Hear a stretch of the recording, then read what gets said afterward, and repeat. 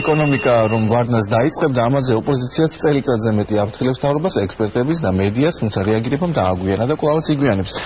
Დაგვიანებულია მთავრობის რეაქციაც კიდევ ერთ სიგნალზე, რომ საყოველთაო ჯანდაცვის პროგრამას კონტროლი არ კლია, რაც კლინიკებს საშუალებას აძლევს უმეტესი შემთხვევა გადაუდებლად გააფორმოს და ამ გზით 100%-იანი ანაზღაურება მიიღოს. ეს კი პაციენტსაც აწყობს, ასეთ შემთხვევაში მას არაფრის გადახდა აღარ უწევს, თუმცა ბიუჯეტის ხარჯი იბერება. მთავრობა ამას ახლა აცნობიერებს და კლინიკებისთვის გადაუდებელი დახმარების ფასზე ზღვარს აწესებს. აგრეთვე მათ გრადაციას იწყებს, რომ რაც შეიძლება ზუსტი ფასი გადაიხადოს ამა თუ იმ სერვისში. თუმცა დღეს, როდესაც ლარი 28%-ითაა გაუფასურებული და შესაბამისად სერვისის თვითღირებულებაც გაზრდილია, ეს პროცესი უკვე მარტივი აღარ არის. კლინიკების ნაწილს შემცირებულ ფასად მუშაობა არ უღირს და საყოველთაო პროგრამის დატოვებას ფიქრობს, რამაც შესაძლოა სერვისის მიწოდების დეფიციტი უკვე საყოველთაო ჯანდაცვის პროგრამას შეუქმნას.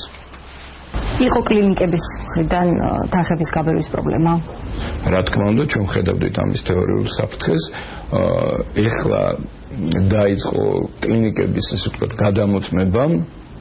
ნახოთ რა შედეგს მოიტანს ეს ამ კუთხით, მაგრამ სწორედ იმის გამო, რომ არ მომხდარიყო თანხების მატება შეგნებულად, მეორე სწორედ ამის პრევენცია გახლავთ ამ ტარიფის სრულიადობის დაწესება. იმ ფონზე რომ მუდმივად იყო საუბარი რისკებზე, ან გადაუდებელი სერვისების ნაწილში, რომ ამ მიმართულებით ყველაზე მეტი თანხები მიდის. ხომ არ არის ეს გადაწყვეტილება დაგვიანებული? არ არსებობდა მზა ფორმა იმისა, თუ რა ღირდა ესა თუ ის შემთხვევა რეალურად. დღეისათვის, როგორც უკვე აღმოჩნდა, არსებობს უკვე გარკვეული გამოცდილება, რომლის მიხედვითაც ჩვენ შეიძლება მივიღოთ რეალური სინამდვილესთან მიახლოებული ტარიფი და სწორედ აი ამ პროცესის შედეგი გახლავთ სრული ტარიფის დაწესება. თუ არის გაანგარიშებული, რა თანხა შეიძლება დაიზოგოს ბიუჯეტიდან ამ გადაწყვეტილების შემდეგ და რა მიმართულებით აპირებს სამინისტრო ამ თანხების გადამისამართებას? გარკვეულწილად, ვთქვათ, მსგავსი პროგნოზები არსებობს, თუმცა დღეისათვის ეს ცხადი გახდება რამდენიმე თვის შემდეგ, როდესაც გვექნება უკვე რეალური შედეგი ამ პროცესის. საავადმყოფოების ნაწილი ჩვენთან საუბარში ამბობს, რომ ლარის კურსის ცვლილება მათ ტარიფების კორექტირებისკენ უბიძგა, რასაც ვერ ახერხებენ საყოველთაო ჯანდაცვის პროგრამის შემთხვევაში და ამ ხარჯებს, ასე ვთქვათ, სხვა მიმართულებებიდან აბალანსებენ. ზოგს ეს გამოსდის, ზოგს არ გამოსდის. ხომ არ ფიქრობთ, რომ შეიძლება კლინიკების დეფიციტი გახდეს, ზოგიერთი კლინიკა გავიდეს საყოველთაო ჯანდაცვის პროგრამიდან?